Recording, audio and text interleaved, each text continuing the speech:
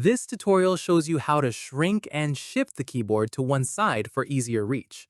First, open any app where you can type, such as Messages. After that, tap on the text field to bring up the keyboard. Let me show you. From there, tap on the keyboard settings icon on the toolbar above the keyboard and scroll ahead and select Size and Transparency.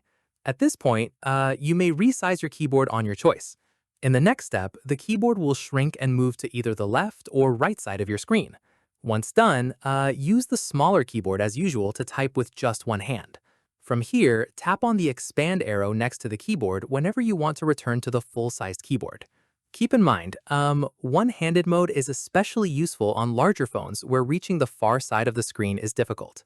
Finally, come back to the same toolbar anytime you want to switch back to one-handed mode. And that's it. If this guide helped you enable one-handed keyboard mode, give it a like, subscribe for more Android tutorials, and tap the bell icon for updates. See you in the next one.